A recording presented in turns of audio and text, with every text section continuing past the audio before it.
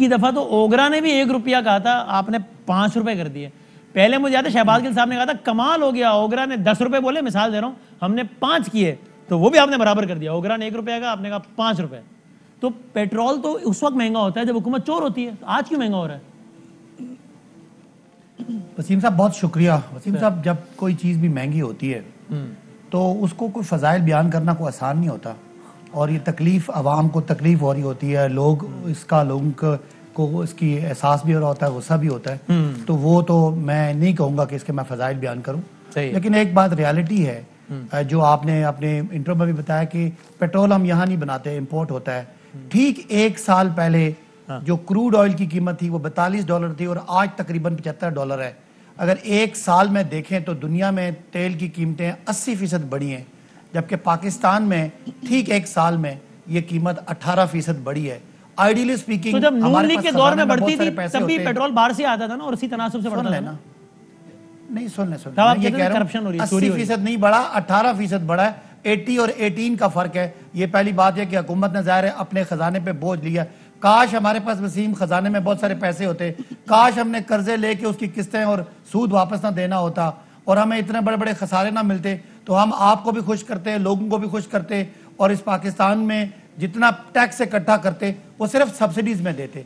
लेकिन जो भी है हुकूमत एक हद तक ये लोगों को अभी तो आप हमें खुश नहीं कर रहे, परेशान कर रहे हैं, लेकिन उस वक्त क्या कर रहे थे जब इनके दौर में पेट्रोल महंगा हो रहा था और आप कह रहे थे कि तब आपने पेट्रोल की महंगाई को कभी भी आपने एज एन इकोनॉमिक फिनोमेना बताया ही नहीं। आपने कहा बात बड़ी सिंपल है, ये रायविंड बनाता है, वो सिरे महल बनाता था, चोर बैठे हैं दोनों, एक चोर था एक डकैत था, ये पैसे लेते हैं तुमसे, अपने महल खड़े करते हैं।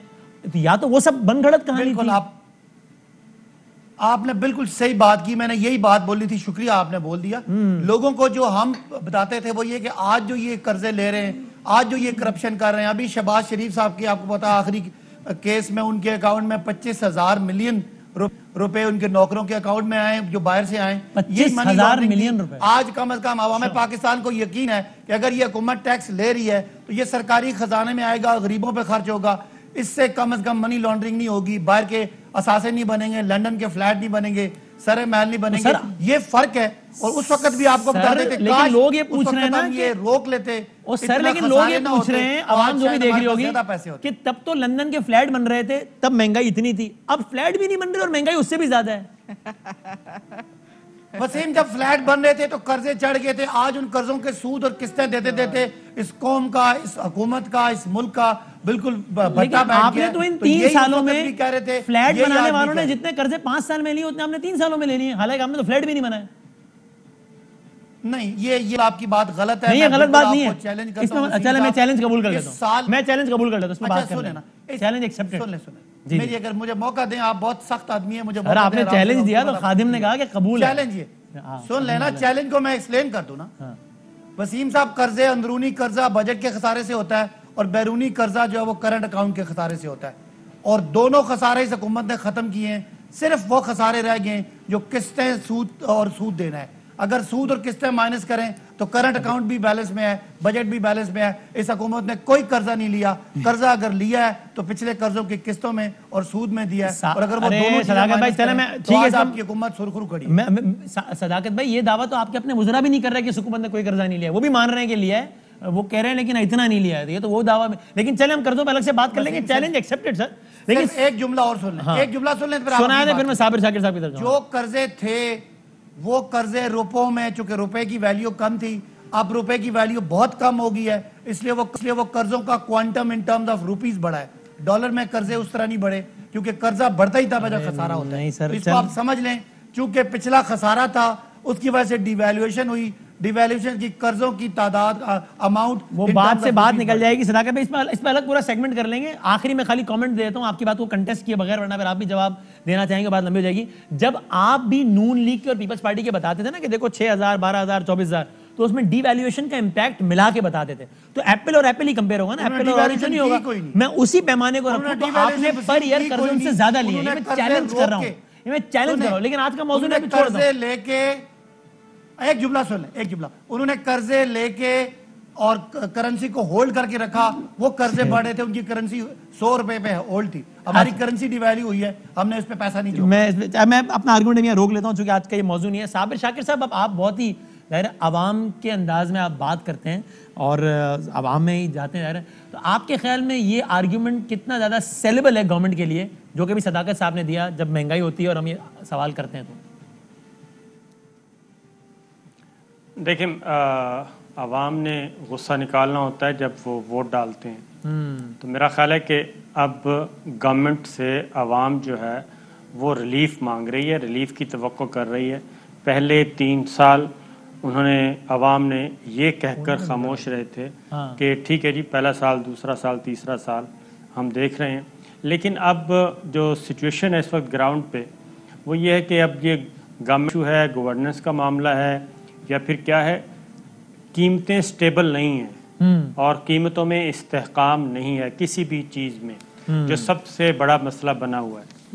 और वो खाने पीने की चीज़ें हों, खा वो दीगर आम इस्तेमाल की हों, ख़ास की हों, किसी में भी इस्तेहकाम नहीं है। ये नहीं है कि ये एक कीमत अगर आज दाल की कीमत है तो अगले 2 महीने तक यही रहेगी, सही, और गोश्त की कीमत अगर आज 200 रुपये है तो अगले 2 महीने भी यही रहेगी। ऐसा नहीं है। तो ये सारी चीज़ें डे बाय डे बढ़ रही हैं, तो जिसकी वजह से हर ख़ास तौर पे एक तो तनख्वाहदार तबका और एक जो है मुतवसत और कम आमदनी वाला तबका वो बहुत ज़्यादा मुतासर हो रहा है। और उनके इश्यूज़ को अगर गवर्नमेंट ने एड्रेस ना किया तो फिर यकीनन मामला इनको नुकसान होगा, अपोजिशन को फ़ायदा होगा। कब होगा वो तो एक लंबी बात है, लेकिन गवर्नमेंट को ज़रूर नुकसान होगा, क्योंकि गवर्नमेंट का काम होता है गवर्नमेंट में आके अपना पहले वाला वोट बैंक को बचाना और मज़ीद उसमें ऐड करना। तो ऐसी सूरत हाल अभी तक हमें लेकिन और साबिर भाई आपने कहा ना जिसकी बुनियाद पे, फिर मैं आता हूँ अजमा साहब आपकी तरफ, लेकिन आज मिनिस्टर साहब ने ये भी फरमाया, चौधरी फवाद साहब ने, कि असल कामयाबी, उन्होंने कहा भी ठीक है महंगाई तो, लेकिन असल कामयाबी है कि 75%, जी हाँ 75% आबादी की आमदनी में खातिर खा इजाफा हुआ है।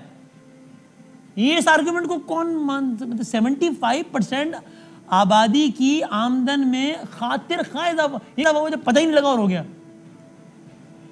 वो वसीम, उसमें जो उनका इशारा है वो है ये ज़राअत के पेशे से मुंसलिक लोग, उनकी तरफ इशारा था कि कम से कम देहातों में फसलें अच्छी हो रही हैं, उसकी वजह से कीमतें उनको अच्छी मिल रही हैं। लेकिन मसला ये है कि ये सिर्फ वोट बैंक जो है वो सिर्फ देहातों में नहीं होता, शहरों में भी होता है। सही है। और बहुत बड़ी तादाद है शहरों में जो कि इससे मुतासर हो रही है, क्योंकि देहातों में आमतौर पर देखा जाता है कि उनको गंदम उनकी स्टोर होती है, आम खाने पीने की सब्जियां वब्जियाँ, इन पर ख़र्चा नहीं होता, तो उनको तो ठीक है, वो एक हद तक दुरुस्त है। लेकिन शहरों में तो मामला ज़रा अलग। ठीक, मैं तो अजमा साहब को भी लाऊं डिस्कशन। अजमा साहब, अब ये मुझे ऐसा लगता है कि अब ये नैरेटिव्स की जंग होगी आने वाले हर इलेक्शन में, जहां आप लोग ये बताएंगे कि देखो ये इतना महंगा हो गया, आटा इतना, घी, चीनी, दाल, ये सारी लिस्ट भी मेरा पड़ी हुई दिखाएंगे भी हम, टाइम रहा। और ये लोग ये बताएंगे, सदाकत साहब ने बताया कि भाई पिछले वाले इतना कर्जा ले गए, काश ये कर्जे ना लेते, महलात ना बनाते तो आज हमें ना उतारना पड़ता सब। अब उतार रहे हैं और महंगाई बस लड़ रहे हैं, महंगाई से क्या करें। अब देखना है कि किसका नैरेटिव जीतता है, अवाम किसका नैरेटिव बाय करते हैं। अजमा साहब। शुक्रिया बदामी। बात नैरेटिव की नहीं है, बात आम आदमी की मुश्किलात का एहसास होने की है। अफसोस की बात यह है कि ये हुकूमत नालायक और नाअहल और करप्ट होने के साथ साथ बेहिस भी है। कि अब मुझे इनसे पूछना यह है कि जो लोग जो है वो आटा 35 की बजाय 70-75 रुपए खरीद रहे हैं, वो ड्रामा कर रहे हैं। जिनको चीनी जो है इस मुल्क में गंदम और जो है वो गन्ना उगने के बाद, डॉलर वॉलर वो ये वो तो बाद में आते हैं, उसके बावजूद वो जो चीनी है उसको वो उनको जो है वो 55 रुपए की बजाय उनको 110 रुपए 120 रुपए जो है वो मिल रही है। जब आपने दावे किए थे कि बहुत आपकी बम्पर क्रॉप्स हुई हैं और बस सब कुछ ठीक हो जाएगा, आप खुद कमीशन बनाए और उन कमीशन की रिपोर्ट्स आप सामने लेके आए। उसके बाद उसके बावजूद 3 साल गुजरने के बावजूद इनका हनीमून पीरियड से ज्यादा कई बहुत सारा टाइम, अब इनका आखिरी साइकिल है जो चल रहा है, ये लास्ट ईयर है। अगला साल अगर हुआ तो वो तो वैसे इलेक्शन ईयर होता है, उसको तो काउंट किया ही नहीं जाता। सवाल ये है कि कर्जे हम ले रहे थे तो लोड शेडिंग खत्म कर रहे थे, हम कर्जे ले रहे थे तो जो है वो दिफा पे खर्च हो रही थी, एंटी टेरर जो हमारी दहशतगर्दी के खिलाफ जंग है हम वो लड़ रहे थे, हम जो है वो इंफ्रास्ट्रक्चर डेवलप कर रहे थे। ये क्या कर रहे हैं इन्होंने? अभी कल जो है वो मैंने एक रिपोर्ट देखी कि गंदम जो है वो लेट जो है वो इंपोर्ट करने के ऊपर जो है वो तहकीकात शुरू हो गई। गंदम की तहकीकात, ये चीनी की बताते हैं ना तहकीकात, कि हम पेट्रोल क्या की कर रहे हैं। तहकीकात, ये बिजली की कहते हैं तहकीकात, हमने नून कर्जों लीग की तहकीकात, नून इन लीग ने जितने तहकीकात 5 का- सालों में सड़कें बनाई, इन तहकीकात का तावीज बनाकर वो एक मिनट बादामी, इन तमाम जो तहकीकात है ना, इनका एक तवीज बना के इमरान खान साहब के इनके सबके गलों में डाल दें और इन्हें कहें कि ये लेके जो है ये अवाम के बीच में फिरें। आप जो है वो एक तो आप उनकी मजाक उड़ाते हैं, आप उनकी बेबसी का जो वो कह रहे हैं कि महंगाई है, हम जो है वो जी नहीं पा रहे हैं। अभी मेरे पास ये वर्ल्ड बैंक की मैंने उसकी वेबसाइट से ये ली है, जीडीपी पर कैपिटा इनकम जो है पाकिस्तान की, और इसके मुताबिक नवाज शरीफ साहब के दौर में 22% जो है वो इजाफा हुआ था पर कैपिटा। जी अच्छा, पर कैपिटा इनकम के अंदर इमरान खान से के दौरे हुकूमत में -12%। ये मैं नहीं कह रही, ये स्टेट बैंक जो वर्ल्ड बैंक है उसकी रिपोर्ट कहती है, और खुद इनकी स्टेट बैंक ने, अगर आप इनकी रिपोर्ट निकाल के देखिए, उन्होंने कहा कि 85 लाख के करीब लोग जो हैं वो बेरोजगार हुए। अभी 16,000 सरकारी मुलाजमीन आपने नौकरियों से निकाले हैं, और ये जब सब लोग बेरोजगार हो रहे हैं, ये कौन से प्लेनेट के ऊपर किन लोगों की तनख्वाहों में इजाफा हो रहा है? आपने तो 2 साल सरकारी मुलाजमीन की तनख्वाहों में भी इजाफा नहीं किया था। इस साल मामूली सा इजाफा हुआ उनकी उसके ऊपर, और महंगाई का तनासुब और उसके तनासुब में जमीन आसमान का फर्क है। सही है। महंगाई जो है वो खाने पीने की, खास तौर पे अशिया की महंगाई जो है उसके और उनकी जो तनख्वाह है उसके बीच में कुछ 14% का फर्क है। अब ये बताइए कि ये फवाद चौधरी साहब को नौकरी मिल गई है, मान लिया, और फवाद चौधरी साहब ने बाय द वे सदाकत अब्बासी साहब के बारे में जो टिकटें बेचने का इल्जाम लगाया है, मेरा ख्याल है सदाकत अब्बासी साहब ने वो सुन लिया होगा। ये तो हालात है। ये मुझे ये बताइए, तहकीकात के बाद अगर चीनी नीचे नहीं आनी, मैं क्या करूं? सब्सिडी, जहां गरीब आदमी की बात आती है आप कहते हैं सब्सिडी वापस ले लो, लेकिन अमीर आदमी को शुगर के ऊपर, फलाने के ऊपर तो आप सब्सिडी देने से, आपका शुगर माफिया को सब्सिडी देने पे तो आपका हाथ जो है वो नहीं रुकता। आप जो है नदीम बाबर साहब को दिहाड़ी लगा के भाग जाने देते हैं, और उसके ऊपर इनको एक्चुअली जो है इन्होंने फ्लैट नहीं बनाए, इन्होंने बाजी अलीमा की सिलाई मशीनें बनाई है, और पिज्जा जो है उसका कारोबार किया है। वो फ्लैट नंबर से बात कर लेते हैं। पाकिस्तान के अंदर बहुत कुछ बना लिया एटीएम्स के हाथों। मैं सदाकत में आपके एक तो बताइएगा, फवाद चौधरी साहब ने आप पे टिकटों के बेचने का बता दीजिएगा। पहले जरा नंबर्स भी देख लें, ये जरा हम ना कुछ क्विकली, ये जो बुनियादी अशिया खुरोनोश है ना, आटा, चक्की, चीनी, कुकिंग ऑयल, क्विकली जरा इसका एक चार्ट दिखा देते हैं। अगस्त 2018 में आप आए थे और आज हम बैठे हैं सितंबर 2021 में, तो क्विकली अगर हम दिखा दें भाईजान, ये आटा अभी रफली बात कर रहे हैं अगस्त में था 43 रुपीस का फी किलो, तो ये अगस्त 2018 में, ये 2000 हुआ 48 का, 2020 में हुआ 65 का, फिर 3 रुपए कम हुआ 62, अब खड़ा है 63 पे। चीनी 56 रुपए 50 पैसे की थी, 56 से सीधी जंप अगले साल 75 पे, 75 से सीधी जंप 96 पे, 96 से 105 पे, और 105 के बाद अब 108 पे। अब ये ये इतनी लंबी लिस्ट है, प्रोग्राम खत्म हो जाएगा, इसमें खाली मैं एक आध और बता देता हूं।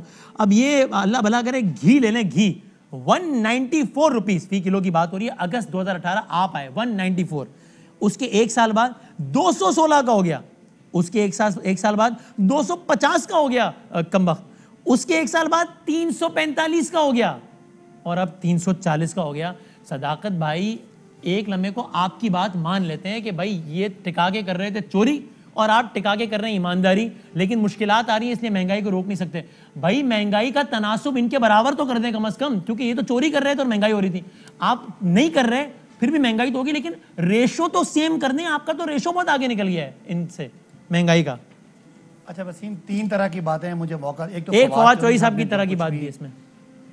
जी, फवाद चौधरी साहब ने कोई टिकटों के बारे में कोई बात नहीं की, उन्होंने पार्टी अहदों के बारे में बात की थी। ये उस वक्त की बात है जब अज़मा बुखारी साहब शहबाज शरीफ साहब को मॉडल टाउन का कातिल आला और नवाज शरीफ साहब को रॉ का एजेंट कहती थी। उस दौर की बात है, इन्होंने आज की है, आज उन्होंने कोई ऐसी बात उन्होंने कहा, मैंने आज का बयान है, मैंने मिस कर दिया, इसलिए मैंने, अच्छा ठीक हो, नहीं वो आज चल रहा है, दोबारा से चल रहा है, लेकिन उस दौर की बात है जब मेरी बहन उस्मा बुखारी शहबाज शरीफ को मॉडल टाउन का कातिल आला कहती थी, आजकल की बात यार, अब बचपन के बयान सुना रही हैं, आपने बात की, मैंने सुनी है ना, वो कह रहे नहीं, मैंने आज की बात की, ये गलत कह रहे हैं। मैं जी पुराने जमाने में फवाद साहब चले, इस तरह की आप बात बातें कर करते लें। थे और साबिर भाई, आपने सुना है कोई ऐसा बयान? लीजिएगा यार लीजिएगा मैं मिस ठीक, किया, आपने सुना मैं है आपको साबिर भाई भेज देती हूँ, कि मैं आपको इंटॉर्नमेंट के भेज हवाले देती से हूँ। कोई इल्जाम मैं लगाया? आपको भेज देता हूं ना, सैफुल्लाह मैं नियाज़ी भेज और देता सदाकत अब्बासी पे सुने ना। इल्जाम लगाया उन्होंने अब पिंडी देखें ना, के ये कंटोनमेंट बात इलेक्शन की अज़मा आपकी मैंने टिकटें सुनी, बेचने आप का। मेरी मैं तो सुने उनके ना, साथ जाती ना इज़हार आपकी अफसोस मैंने कर रही सुनी है। थी, लेकिन मेरा ख्याल है वो सच्ची अच्छा होगा। मैंने जितने सुनी ये है, भी आपकी ब्रेक बड़ी में- मेहरबानी, आपने ज़ाहिर वसीम,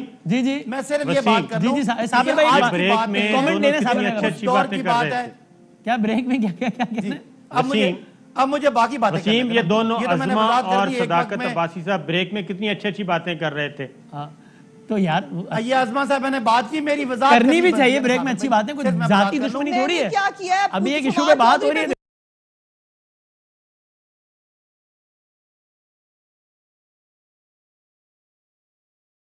अच्छा वसीम फवाद मेरे चौधरी नाइंसाफी है ना, का हाँ, क्या वो उन्होंने बात कह है, दिया, आप उसको मेरे हज़फ कर जवाब दें यार, छोड़ दें। चल आप बताएं महंगा। हाँ अहम तरीन खबरें अब एक क्लिक की दूरी पर। आपके पसंदीदा टॉक शोज हों या अहम मुल्की या गैर मुल्की शख्सियात की न्यूज कॉन्फ्रेंसेस, हर लम्हा बाखबर रहने के लिए सब्सक्राइब करें हमारा YouTube चैनल। मौसम की सूरत हाल हो या खेल के मैदान से खबरें, अपने मोबाइल फोन से मुल्की और बैनुल अक़वामी अहम खबरों तक रसाई के लिए डाउनलोड कीजिए मोबाइल ऐप। बावसूख ज़राए से मुसद्दिका खबरों, तज्ज़ियों और तबसरों से मुस्तफीद होने के लिए विजिट कीजिए पाकिस्तान की सबसे बड़ी न्यूज वेबसाइट www.arYnews.tv। इन सब के अलावा पाकिस्तान का सबसे बड़ा फेसबुक पेज हो, सबसे बड़ा न्यूज इंस्टाग्राम अकाउंट या फिर ट्विटर, ARY न्यूज पहुंचा रहा है खबरें सबसे पहले आप तक, ताकि आप रहें हर लम्हा बाखबर।